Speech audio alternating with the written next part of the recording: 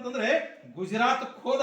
ಗುಜರಾತ್ ರಾಜಸ್ಥಾನವನ್ನ ಅಲ್ಲಿ ಅವರೆಲ್ಲರನ್ನ ಸೋಲಿಸಿ ಮತ್ತೆ ಕನ್ನಡದ ಧ್ವಜ, ಅದು ಮಾನ್ಯಕೇಟದ ಧ್ವಜ ಹಾರಿಸಿ ಅಲ್ಲಿ ಎಲ್ಲ ತನ್ನ ಪರಾಕ್ರಮತೆಯನ್ನ ಮೆರೆದು ಮತ್ತೆ ಮಾನ್ಯಕೇಟಕ್ಕೆ ಬಂದ. ಅದು ಮಾನ್ಯಕೇಟಕ್ಕೆ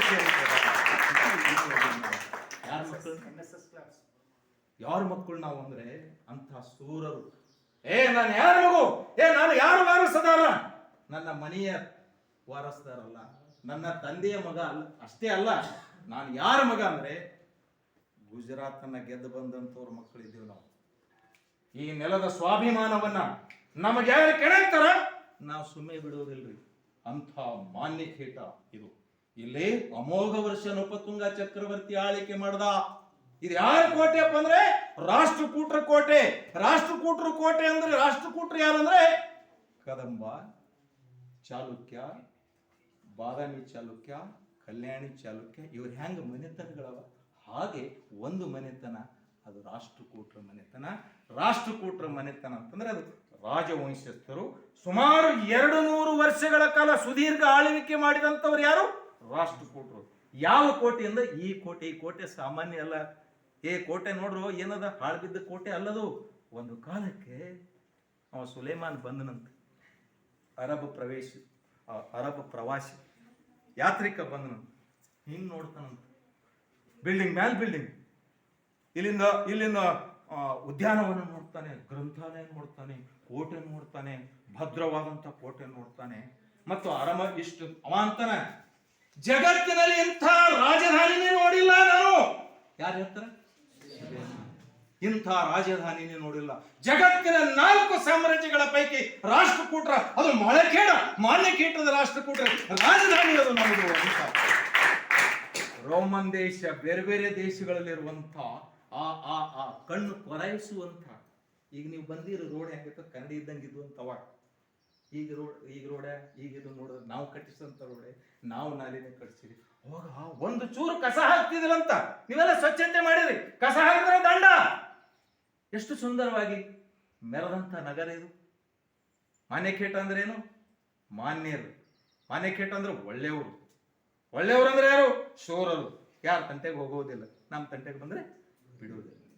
ಅಂಥ ಸ್ವಾಭಿಮಾನ ಕನ್ನಡಿಗರು ಕಟ್ಟಿದಂತ ಈ ಮಾನ್ಯಕೇಟರಲ್ಲ, ಯಾವ ಹಂಪಿಗಿಂತ ಕಡಿಮೆ ಇದೆ ನಮ್ಮ ಮಾನ್ಯಕೇಟ? ಯಾವ ಬೇಲೂರು ಹಳೆಬೀಡಿಗಿಂತಲೂ ಕಡಿಮೆ ಇದೆ.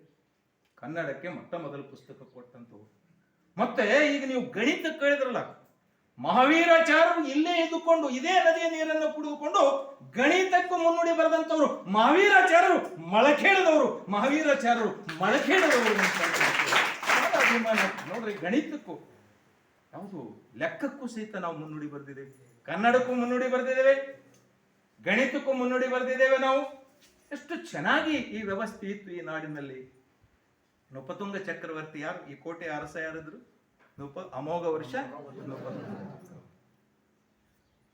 ವರ್ಷ ನೃಪತುಂಗ ಚಕ್ರವರ್ತಿ ಮಗ ತಪ್ಪು ಮಾಡ್ತಾನಂತ.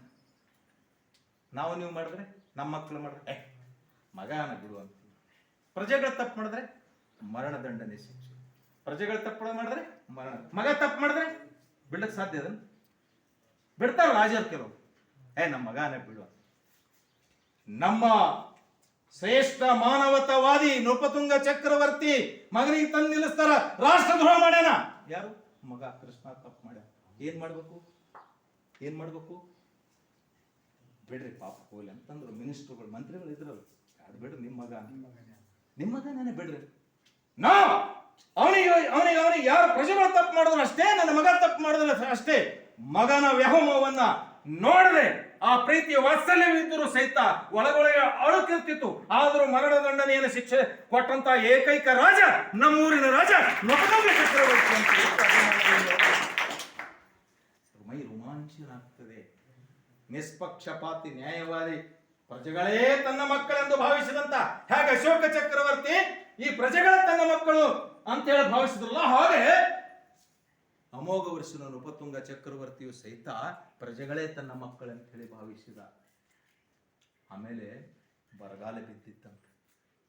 ಬರಗಾಲ ಗೊತ್ತಿತ್ತಲ್ಲ, ಮಳೆ ಇರಲ್ಲ, ಬೆಳೆ, ಪ್ರಾಣಿಗಳು ಸಾಯ್ಲತ್ತು, ಪಕ್ಷಿಗಳು ಸಾಯ್ಲತ್ತು, ಮನುಷ್ಯರು ಸಾಯ್ಲತ್ತು. ಬೆಂಗಳೂರದಾಗ ಎಷ್ಟು ಜನ? ಬೆಂಗಳೂರು ಯಾರು? ನಮ್ಮದೇ. ಕೊಲ್ಲಾಪುರ ಅದನ್ನು ನಮ್ದೇ. ಭಾರತವನ್ನ ಆಳಿದವರು ನಾವು.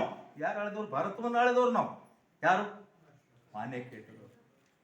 ಹೌದಾ? ಏನಾಯ್ತಂದ್ರೆ ಬರಗಾಲ ಬಿದ್ದಿತ್ತು. ಯಾರೋ ಒಬ್ಬ ಓಡ್ ಬಂದ ನಿಮ್ಮಂತವ್ರು, ರಾಜರೇ ಇಷ್ಟು ಜನ ಸಾಯ್ಲಿಕತ್ತಾರ, ನೀಲಹಳ್ಳಿ ಒಳಗೆ ಇಷ್ಟು ಜನ, ಮೇದಕ್ನಾಗ ಇಷ್ಟು ಜನ, ಬೆಂಗಳೂರದಾಗ ಇಷ್ಟು ಜನ, ಮೈಸೂರದಾಗ ಇಷ್ಟು ಜನ, ಕೋಲ್ಹಾಪುರದಾಗ ಇಷ್ಟು ಜನ, ಇಷ್ಟೆಲ್ಲ ಸಾಯ್ಲಿರ್ತಾರ. ಏನ್ ಮಾಡ್ಬೇಕು? ಒಬ್ಬ ಹೇಳ್ದಂತ, ನಿಮ್ಮ ಬೆರಳನ್ನ ಈಗಿನ ಮಹಾರಾಷ್ಟ್ರದ ಕೊಲ್ಹಾಪುರ ಮಹಾಲಕ್ಷ್ಮಿ ಅಂತ ಆಕೆಗೆ ಕಿರುಬೆರಳ, ಆ ತಾಯಿಗೆ ಕಿರುಬೆರಳವನ್ನ ನೈವೇದ್ಯವಾಗಿ ಅರ್ಪಿಸಿದ್ರೆ ಮಳೆ ಬೆಳೆ ಚೆನ್ನಾಗಾಗ್ತದೆ ಅಂತ ಹೇಳಿದ್ರು. ಅವ್ರ ಸ್ಥಾನದಲ್ಲಿ ನಾವಿದ್ರೆ ಏನಂತೀವಿ? ನನ್ನ ಸೈನಿಕನ ಉಂಡಾಕ ಹತ್ರ ಸಾಕ್ಬಿಡು. ಯಾರಿಗೆ? ಕೊಲ್ಹಾಪುರ ಮಹಾಲಕ್ಷ್ಮಿ.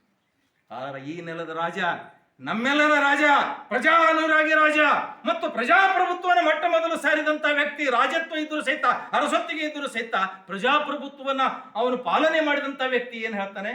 ಈ ನನ್ನ ಮಕ್ಕಳಿಗೆ ಒಳ್ಳೆಯದಾಗ್ತದೆ, ನನ್ನ ಬೆರಳಲ್ಲ, ನನ್ನ ಶರೀರವನ್ನು ತುಂಡರಿಸಿ ಕೊಲ್ಹಾಪುರದ ಮಹಾಲಕ್ಷ್ಮಿಗೆ ಅರ್ಪಿಸ್ತೇನಂತ ಹೇಳಿದಂತ ಜಗತ್ತಿನಲ್ಲಿ ಯಾರಾದರೂ ಅರಸಿದ್ರೆ ನನ್ನೂರಿನ ರಾಜ, ಮಾನ್ಯಕೇಟದ ಅರಸ ಎಷ್ಟು ರೋಮಾಂಚನ ಆಗ್ತದಲ್ಲ. ಅವ ರಾಜನೇ ಇರ್ಬೋದು, ಆದ್ರೆ ನಮ್ಮ ಪೂರ್ವಜ ಅಲ್ಲ. ಹಂಗೆ ಕಟ್ಟಿದ ಸಾಮ್ರಾಜ್ಯ ಒಡ್ಡೋಲಾಗ ನಡೀತಿತ್ತು. ಹಿಂಗೆ ಹೆಂಗೆ ಕುಂತಾರಲ್ಲ ಇವರೆಲ್ಲ ಮಂತ್ರಿಗಳಂತ ತಿಳ್ಕೋರಿ, ನೀವು ಒಂಥರ ಮಂತ್ರಿಗಳು, ನೀವು ಸಾಹಿತಿಗಳು, ಹಿಂಗೆಲ್ಲ ಬಂದು ಕವನ ಓದ್ತಿರಂತ. ಒಬ್ಬರು ಸಂಗೀತಗಾರ, ಇದೆಲ್ಲ ಕೋಟೆ ಒಳಗೆ ಸಂಗೀತಗಾರ ಹಾಳು ಬಿದ್ದದಲ್ಲ, ಅಲ್ಲೆಲ್ಲ ಮನೆಗಳಿದ್ದು ಅಂತವಾಗಲ್ಲ. ಸಂಗೀತಗಾರ ಮನೆಗಳಿದ್ದು, ಸೈನಿಕರ ಮನೆಗಳಿದ್ದು, ಎಲ್ಲರೂ ಇಲ್ಲಿದ್ದರು. ಬಹಳ ದೂರದಿಂದ ಕವಿಗಳು ಬರ್ತಿದ್ರು, ಒಡ್ಡೋಲಗವೇ ನಡೀತಿದ್ರು. ಹೆಂಗೆ ಕೂತಿದ್ರು ಹಿಂಗೆ. ಮತ್ತೆ ಕನ್ನಡ ನಾಡು ಅಷ್ಟೇ ಅಲ್ಲ, ಬೇರೆ ಬೇರೆ ನಾಡಿನ ಕವಿಗಳು ಬರ್ತಿದ್ರು, ಇಲ್ಲಿ ಕವನ ಓದ್ತಿದ್ರು, ಪುಸ್ತಕ ಬರೀತಿದ್ರು. ಅಂದ್ರೆ ನಮ್ಮ ನೃಪತುಂಗ ಚಕ್ರವರ್ತಿ ಪ್ರಶ್ನೋತ್ತರ ಮಾಲಿಕೆಯ ಬರೆಯುವುದರ ಮುಖಾಂತರ ಸ್ವತಃ ನಾಟಕಕಾರ, ಕಾದಂಬರಿಕಾರ, ಒಬ್ಬ ಸಾಹಿತಿಯ ಕೈ ಒಳಗೆ ರಾಜ್ಯ ಕೊಟ್ರೆ, ಒಬ್ಬ ಕವಿಯ ಕೈ ಒಳಗೆ ರಾಜನಾದರೆ ಏನಾಗ್ಬೋದು? ಈ ಕನ್ನಡದ ಸಂಸ್ಕೃತಿನ ಉತ್ತುಂಗ ಶಿಖರಕ್ಕೆ ಏರಿಸಿದಂಥ ರಾಷ್ಟ್ರಕೂಟರು ಮಾನ್ಯಕೇಟದ ಅರಸ. ಅವನು ಬಹಳ ವಿನಯ ಸಂಪನ್ನ, ಬಹಳ ಸೌಜನ್ಯಶೀಲ ವ್ಯಕ್ತಿ. ನಾ ಗುಜರಾತ್ ಅಂತ ಹೇಳಿನಿಲ್ಲ, ಗುಜರಾತ್ಗೆ ಹೋಗಿ ಗೆದ್ಕೊಂಡು ಬಂದ, 3ನೇ ಗೋವಿಂದ ಗೆದ್ಕೊಂಡು ಸುಮ್ಮನೆ ಬರಲಿಲ್ಲ. ಅಲ್ಲಿಂದ ಸಜ್ಜೆ ತಂದ. ಸಜ್ಜೆ ಯಾರು ಕೊಡುಗೆ ಅಂದ್ರೆ ರಾಷ್ಟ್ರಕೂಟರ ಕೊಡುಗೆ. ನಮ್ಮಲ್ಲಿ ಸಜ್ಜೆ ಇದ್ದಿಲ್ಲ, ಯಾರು ತಂದ್ರು? ರಾಷ್ಟ್ರಕೂಟ. ಇದು ರೋಮಾಂಚ.